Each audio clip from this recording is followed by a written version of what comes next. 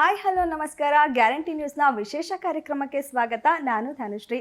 ಈಗಾಗಲೇ ತನ್ನ ಡಿಫ್ರೆಂಟ್ ಹೆಸರು ಹಾಗೆ ಟ್ರೈಲರ್ನಿಂದಲೇ ಜನರಲಿ ಕ್ಯೂರಿಯಾಸಿಟಿ ಕ್ರಿಯೇಟ್ ಮಾಡಿರುವಂತಹ ಸಿನಿಮಾ ಚೌಕಿದಾರ. ಇವತ್ತು ನಾನು ಸಿನಿಮಾ ತಂಡದ ಜೊತೆ ಇದ್ದೀನಿ ಸಿನಿಮಾ ಬಗ್ಗೆ ಮಾತಾಡೋಕೆ ಅಂತ. ಸೊ ನನ್ನ ಜೊತೆ ಇದ್ದಾರೆ ಸಿನಿಮಾದ ನಾಯಕ. ಕ್ಲಾಸ್ ಆ್ಯಕ್ಟಿಂಗಿಗಾದರೂ ಸೈ, ಮಾಸ್ ಆ್ಯಕ್ಟಿಂಗಿಗಾದರೂ ಸೈ ಅಂತ ಹೇಳೋ ಮೂಲಕ ಈ ಸಿನಿಮಾದಲ್ಲಿ ಒಂದು ಡಿಫ್ರೆಂಟ್ ಶೇಡಲ್ಲಿ ಕಾಣಿಸ್ಕೊಂಡಿರೋಂತಹ ವರ್ಸಟೈಲ್ ಆ್ಯಕ್ಟರ್ ಪೃಥ್ವಿ ಅಂಬರ್ ಅವರು ಇದ್ದಾರೆ. ಸೊ ಅವರನ್ನ ಕಾರ್ಯಕ್ರಮಕ್ಕೆ ಸ್ವಾಗತ ಮಾಡೋಣ. ಸರ್ ನಮಸ್ತೆ, ಕಾರ್ಯಕ್ರಮಕ್ಕೆ ಸ್ವಾಗತ. Thank you. ಆ್ಯಂಡ್ ಜೊತೆಲಿ ಸಿನಿಮಾದ ಸಾರಥಿ, ಸಿನಿಮಾದ ಡೈರೆಕ್ಟರ್ ಆಗಿರುವಂತಹ ಚಂದ್ರಶೇಖರ್ ಬಂಡಿಯಪ್ಪ ಅವರು ಇದ್ದಾರೆ. ಸೊ ಅವರನ್ನು ಕಾರ್ಯಕ್ರಮಕ್ಕೆ ಸ್ವಾಗತ ಮಾಡೋಣ. ಸರ್ ನಮಸ್ತೆ, ಕಾರ್ಯಕ್ರಮಕ್ಕೆ ಸ್ವಾಗತ. ಸೊ ಫಸ್ಟ್ ಆಫ್ ಆಲ್ ಹೇಗಿದ್ದೀರಾ ಇಬ್ರು? ಚೆನ್ನಾಗಿದೆ, first class. Okay. And cinema and ಮಾತಾಡಲೇಬೇಕು. ಫಸ್ಟ್ ಆಫ್ ಆಲ್ ನಿಮ್ಮ ಪಾತ್ರದ ಬಗ್ಗೆ ಏನಂದರೆ, ಸೊ ಈ ಬಿಫೋರ್ ನಿಮ್ಮನ್ನ ಸಖತ್ ಕ್ಲಾಸಲ್ಲಿ ಚಾಕ್ಲೇಟ್ ಹೀರೋ ಥರ ಸೆಂಟಿಮೆಂಟಲ್ ಈ ರೀತಿ ಎಲ್ಲ ನೋಡಿದ್ದೀವಿ. ಇದೊಂಥರ ಕಂಪ್ಲೀಟ್ ಡಿಫ್ರೆಂಟ್ ಆಗೇ ಇದೆ. ಪಾತ್ರದ ಬಗ್ಗೆ ಏನು ಹೇಳ್ತೀರಾ? ಖಂಡಿತವಾಗ್ಲು all credit goes to the director Chandrashekhar Bandiyappa sir. ತೀರಾ ಒಂದು ಮೇಕ್ ಓವರ್ ಕೊಡುವಂತಹ ಪಾತ್ರ ಇದರಲ್ಲಿ ಸಿಕ್ಕಿದೆ. ಅದರ ಜೊತೆ ಒಂದು ಫ್ಯಾಮಿಲಿ ಡ್ರಾಮಾ ಇದು. ಈಗ ನೀವು ಪೋಸ್ಟರ್ ನೋಡಿದಾಗ ಸ್ವಲ್ಪ ಈ ಥರ ರಾ ಅಂತ ಅನಿಸ್ಬೋದು, ಬಟ್ ಆ್ಯಕ್ಚುಲಿ ಆ ಫ್ಯಾಮಿಲಿ ಡ್ರಾಮಾ, ಅಪ್ಪ ಮಗನ ಒಂದು ಸೆಂಟಿಮೆಂಟ್, ಆ ಒಂದು ಎಳೆ ಇರುವಂತಹ ಒಂದು ಫಿಲ್ಮ್ ಅಂತ ಹೇಳ್ಬೋದು. ಆ್ಯಂಡ್ ಅದ್ರ ಜೊತೆ ಒಂದು ತೀರಾ ಚೇಂಜ್ ಓವರ್ ಕೊಡಬೇಕು ಅಂತ ನನ್ನ ಪಾತ್ರಕ್ಕೆ ಮಾತ್ರ ಅಲ್ಲ, ಸಾಯಿ ಕುಮಾರ್ ಸರ್ರನ್ನು ಕೂಡ ನೀವು ತುಂಬ ಬೇರೆ ರೀತಿಯಲ್ಲಿ ನೋಡ್ತೀರಾ. ಧನ್ಯ ರಾಮ್ ಕುಮಾರ್ ಅವ್ರನ್ನ ಕೂಡ ತೀರಾ ಬೇರೆ ರೀತಿಯಲ್ಲಿ ನೋಡ್ತೀರಾ. ಸುಧಾರಾಣಿ ಮ್ಯಾಮ್ ಕೂಡ ಇದರಲ್ಲಿ ತೀರಾ ಬೇರೆ ರೀತಿ ಕಾಣಿಸ್ತಾ ಇದ್ದಾರೆ. ಸೊ ಈವರೆಗೆ ಮಾಡಿರುವಂಥ ಎಲ್ಲ ಪಾತ್ರಗಳನ್ನು ಬಿಟ್ಟು ಒಂದು ಬೇರೆ ಶೇಡ್ ಕೊಡಬೇಕು ಅನ್ನೋದು ಚಂದ್ರಶೇಖರ್ ಬಂಡಿಯಪ್ಪ ಸರ್ಗೆ ಮೊದಲಿಂದ ಇದ್ದಿದ್ದು. ಅವ್ರು ಎಲ್ಲ ಸಿನಿಮಾದಲ್ಲೂ ಅದೇ ರೀತಿ ಮಾಡ್ತಾರೆ. ತೀರಾ ಒಂದು ಬೇರೆ ರೀತಿಯ ಒಂದು ಡಿಫ್ರೆಂಟ್ ಅಪ್ರೋಚ್ ಅವರ ಸಿನಿಮಾದಲ್ಲಿ ಇರುತ್ತೆ. ಸೊ ಅದು ಇದರಲ್ಲೂ ಇದೆ ಅಂತ ಹೇಳ್ಬೋದು. ಎಸ್, ಹೌದು. ಇದು ನಾನೇ ಹೇಳಬೇಕು ಅಂದ್ಕೊಂಡಿದ್ದೆ. ಇದರಲ್ಲಿ ಏನು ಡಿಫ್ರೆಂಟಾಗಿ ಮಾಡಿದ್ದಾರೆ ಅಂದರೆ, ನಾವೇನು ಕ್ಲಾಸ್ ಆ್ಯಕ್ಟರ್ಸ್ ಅಂದ್ಕೊಂಡಿದ್ದೀವಿ ಅವರನ್ನೆಲ್ಲ ಕಂಪ್ಲೀಟ್ ಡಿಫ್ರೆಂಟ್ ಮಾಸ್ ಅಂತ ತೋರಿಸಿದ್ದಾರೆ. Mass actors Sai Kumar sir ಅವರನ್ನೆಲ್ಲ ಫುಲ್ ಸೈಲೆಂಟ್ ಆ್ಯಕ್ಟಿಂಗ್ ಈ ರೀತಿ ಆಪೋಸಿಟ್ ಕ್ಯಾರೆಕ್ಟರಲ್ಲಿ ತೋರಿಸಿದ್ದೀರಾ. ಹೌದು. ಆ್ಯಂಡ್ ಈ ಕ್ಯಾರೆಕ್ಟರ್ಗೆ ಪೃಥ್ವಿ ಸರ್ ಅಂತ ಯಾಕೆ ಅನಿಸಿದ್ದು ನಿಮಗೆ? ನನಗೆ ಪೃಥ್ವಿ ಸರ್ನ ನಾನು ಅವ್ರ ಸಿನಿಮಾಗಳೆಲ್ಲ ನೋಡಿದ್ದೆ. ಪೃಥ್ವಿ ಸರ್ ದಿಯಾಯಿಂದ ಹಿಡಿದು ಆನಂದ ರಥ ಅವರ ನಡೀತಿತ್ತು. ಅವ್ರ ದಿಯಾ ಅಂದರೆ ಸ್ಟಾರ್ಟ್ ಮಾಡಿದ ಆವಾಗಿಂದ ನೋಡಿದ್ದೆ ಅಲ್ವಾ. ಅಂದರೆ ಆಮೇಲೆ ಅವ್ರ ಸಿನಿಮಾಗಳು ನೋಡಿದ್ವಲ್ಲ, ನಮಗೆ ಒಬ್ಬ ಹೀರೋ ಅಂತಂದರೆ ಇವ್ರನ್ನ ನಾನು ಕಾಸ್ಟ್ ಮಾಡ್ತೀನಿ ಅಂದರೆ ಇದುವರೆಗೂ ಅವ್ರನ್ನ ಯಾರ್ಯಾರು ಹೆಂಗೆ ತೋರಿಸಿದ್ದಾರೆ ಅಂತ ಚೆಕ್ ಮಾಡ್ತೀವಿ. ನಾನು ಏನು ಬೇರೆ ಥರ ತೋರಿಸ್ಬೇಕು, ನಾನು ಆ ಥರ ಯೋಚನೆ ಮಾಡ್ತೀನಿ. ಇವ್ರನ್ನ ನಾನು ಹೆಂಗೆ ಬೇರೆ ಥರ ಬಳಸ್ಕೋಬೋದು ನನ್ನ ಸ್ಕ್ರೀನ್ ಪ್ಲೇಗೆ, ನನ್ನ ಕತೆಗೆ ಹೆಂಗೆ ಬ್ಲೆಂಡ್ ಮಾಡ್ಬೋದು ಇವ್ರನ್ನ ಅಂತ. ಆಮೇಲೆ ಅವ್ರ ಜೊತೆ ನಾನು ಟ್ರಾವೆಲ್ ಮಾಡ್ತೀನಿ. ಅಂದರೆ ಈಗ ನಾವೇನೋ ಕತೆ ಬರ್ಕೊಬಿಟ್ಟು ಅದನ್ನು ಬಲವಂತವಾಗಿ ಒಬ್ಬ ವ್ಯಕ್ತಿಗೆ ಅವ್ರ ಬಾಡಿ ಲ್ಯಾಂಗ್ವೇಜ್ಗೆ ಇದು ಮಾಡಬಾರ್ದು. ಅವ್ರ ಬಾಡಿ ಲ್ಯಾಂಗ್ವೇಜ್ ನಾವು ಅಬ್ಸರ್ವ್ ಮಾಡಬೇಕು. ಅವ್ರಿಗೆ ಏನೇನು ಪ್ಲಸ್ ಇದೆ ತಿಳ್ಕೋಬೇಕು, ಅವ್ರ ಮೈನಸ್ ತಿಳ್ಕೋಬೇಕು. ಮೈನಸ್ ಕಾಣ್ದೇ ಯಾಕೆಂದರೆ ಎಲ್ಲ ಪರ್ಸನ್ಗೂ ಪ್ಲಸ್ ಇರುತ್ತೆ, ಮೈನಸ್ ಇರುತ್ತೆ. ಅದನ್ನು ಕರೆಕ್ಟಾಗಿ ಪ್ರಾಪರಾಗಿ ಇದು ಮಾಡಿದ್ರೆ ನಿಮ್ಗೆ ಆ ಪಾತ್ರ ಒಬ್ಬ ನೋಡ್ತಕ್ಕಂಥ ಇವ್ರಿಗೆ ಆಡಿಯನ್ಗೆ ಅದು ಇರ್ತದೆ. ನಾನು ಸಾಮಾನ್ಯವಾಗಿ ನಾನು ಡೈರೆಕ್ಟೇ ಅಲ್ಲ, ನಾನೊಬ್ಬ ಆಡಿಯನ್.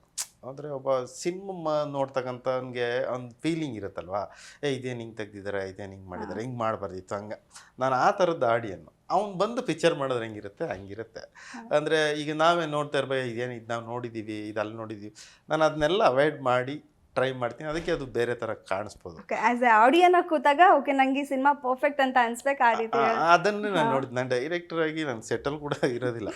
ಸೆಟಲ್ ಕೂಡ ಡೈರೆಕ್ಟರ್ ನಾವು ಹಂಗೆ ಅಷ್ಟು ಅವ್ರ ಜೊತೆ ಅಷ್ಟು ಒಳಗಡೆ ಕಂಫರ್ಟಾಗಿ ಇದ್ರೇ ಅವ್ರಿಗೂ ನಮ್ಮ ಜೊತೆ ಒಂದು ಕಂಫರ್ಟ್ನೆಸ್ ಬರುತ್ತೆ. ಒಬ್ಬ ಕಲಾವಿದರಾಗಿ ಅವ್ರಿಗೂ ನಮ್ಮ ಜೊತೆ ಒಂದು ಇಲ್ಲಾಂದರೆ ನಾವು ಇದು ಮಾರ್ಕ್ ಹಾಕಿದ್ದೀವಿ, ಇದು ದಾಟ್ಬೇಡಿ ನಾ ಡೈರೆಕ್ಟ್ರು ಈ ಡೈರೆಕ್ಟ್ರು ಅಂದರೆ ಏನಾಗುತ್ತೆ, ಅದು ಒಂಥರ ಮೆಕ್ಯಾನಿಕಲ್ ಆಗುತ್ತೆ. Cinema is an entertain media.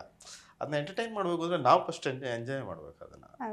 ಈ ರೀತಿ ಅದೇ ಟ್ರೈನ್ ಮಾಡಬೇಕು ಅಂತ ಹೇಳಿದ್ರಲ್ಲ, ಈ ಪಾತ್ರಕ್ಕೆ ಸರ್ರನ್ ಟ್ರೈನ್ ಮಾಡೋಕ್ಕೆ ಏನಾದ್ರು ಸ್ವಲ್ಪ ಕಷ್ಟ ಆ ಥರ ಏನಾರು ಅನ್ನಿಸ್ತಾ? ಇಲ್ಲ, ಅವರು ಬೈಬಾರ್ನ್ ಟ್ಯಾಲೆಂಟೆಡ್. ನಾನು ಆ್ಯಕ್ಚುಲಿ ಎಷ್ಟೋ ವಿಚಾರ ನನಗೆ ಗೊತ್ತಿರಲಿಲ್ಲ. ಮಾಡ್ತಾ ಹೌದಾ ಸರ್, ಇದನ್ನು ಸರ್ ನೀವು ಅಂತ. ಅವ್ರಿಗೆ ತುಂಬ ಒಳ್ಳೆ ಡ್ಯಾನ್ಸರ್ ಅವರು, ತುಂಬ ಒಳ್ಳೆ ಡ್ಯಾನ್ಸರು.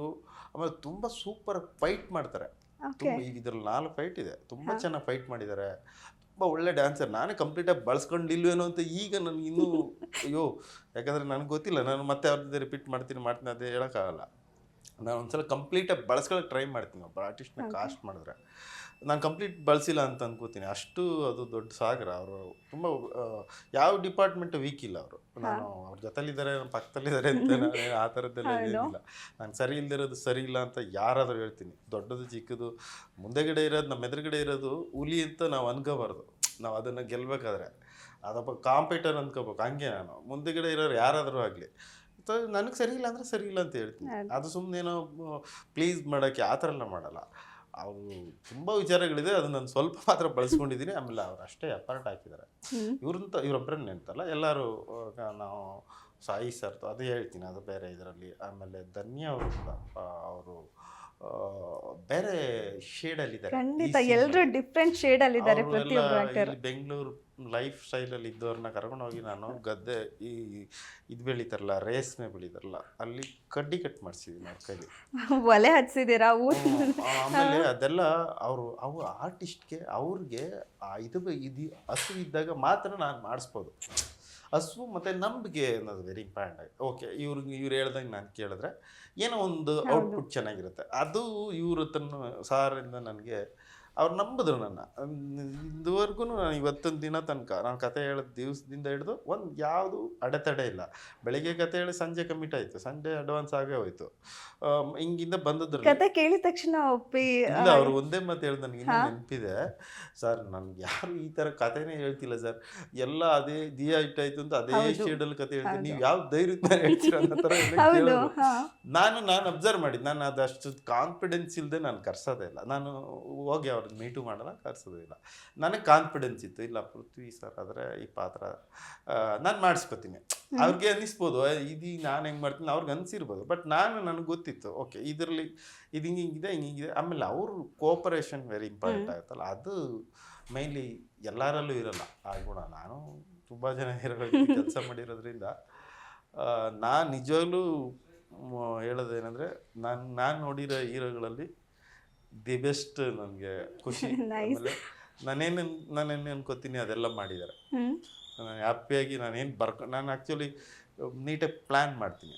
ದಿಢೀರ್ನೇ ಬಂದ್ಬಿಟ್ಟು ಏನೋ ಅಲ್ಲಿ ಸೀನ್ ಬರೆಯಲ್ಲ, ಎಲ್ಲರಿಗೂ ಬೌಂಡ್ ಸ್ಕ್ರಿಪ್ಟ್ ಕೊಡ್ತೀನಿ ಎಲ್ಲ ಆರ್ಟಿಸ್ಟ್ಗೂ. ಅದು ಯಾಕಂದ್ರೆ